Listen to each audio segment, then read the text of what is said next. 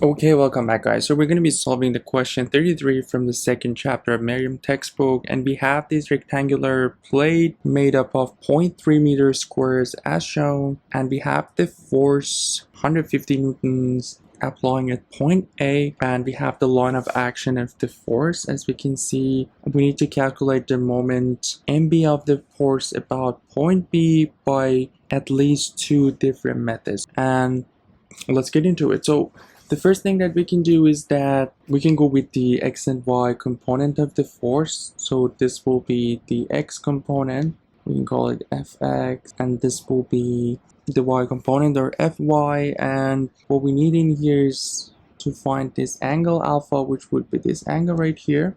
And as long as we have that, we can find fx and fy, and it's easy enough to use our 2D shortcut that we have. So let's go with the angle alpha, which is pretty easy to find. If we do the tangent of alpha, we'll have this side, which is basically 0.3 times 2, since we have two squares, divided by adjacent, which is what we have in here, and basically we have three squares, so 0.3 times 3.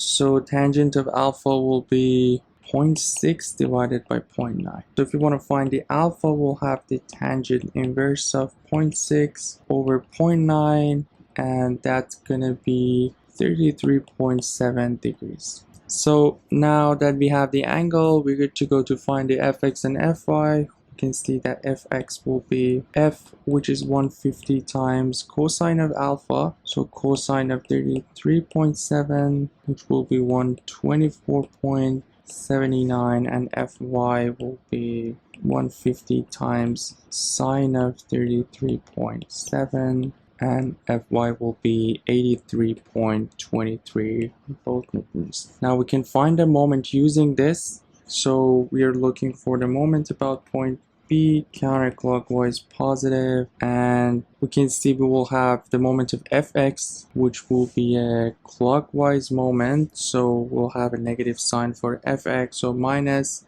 fx was 124.79, and the distance would be basically this one over here, which is 1.3 times, we have 4 squares, so 0.3 times 4. And we have the moment of fy. This time it will be a counterclockwise moment, so will be positive, so plus 83.23, and we have this time this distance as the vertical distance to the line of action. So this is the line of action, and this will be the vertical distance from B to here. Sorry, I don't know why I showed the other one, and that's basically is one side of the little squares, which is 0.3. So if we calculate this, we get minus 124.79, and the negative sign in here shows the clockwise moment, and that's one way to solve the moment. The other way is to, so basically if we find the vertical distance to here,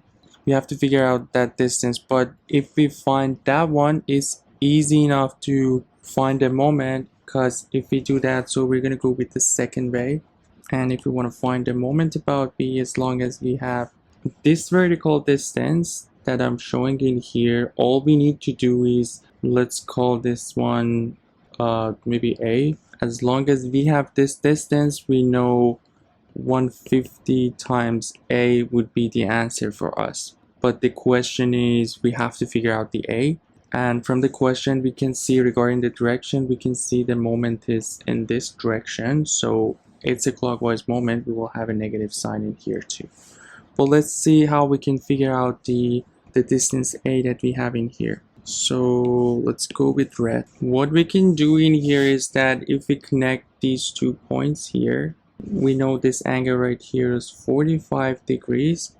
And if we figure out this angle here, it's easy enough to find the A. Let's call this side here maybe G, and we can figure out this angle easy because we have a right angle here, and this one is basically alpha 90 minus alpha. We found alpha 33.7, so that angle would be 56.3. and now that we have all the angles, the angle that we are looking for is basically is 180 minus 45 minus 56.3, and that's gonna give us 78.7 degrees. Now we know that the sine of 78.7 is a divided by bg, and it's easy enough to find bg because it's the hypotenuse of this triangle that I'm highlighting in it yellow. So this right triangle, the hypotenuse is bg, and we know the sides are 0.3 times 2, so basically we have the square root of 6.6 squared plus 0.6 squared, which will be 0.6 times the square root of 2. So now that we have this, that means we are good to find a.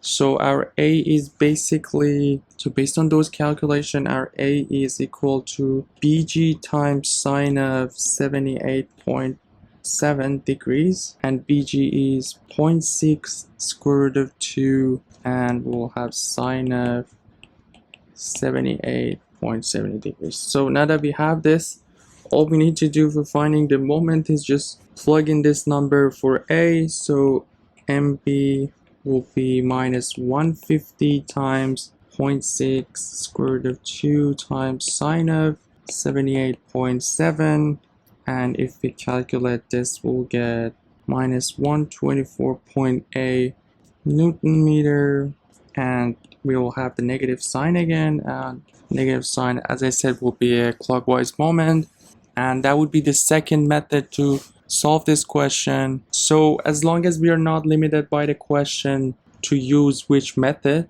we're gonna go with the method that is easiest for us. Sometimes finding this a in here is not as easy as this one, so it makes sense to go with fx and fy, which is gonna work in all the questions, and it's probably easier generally. But if we can figure out that vertical distance to the line of action of the force, or what we did in the second part, it might save us a little bit of time.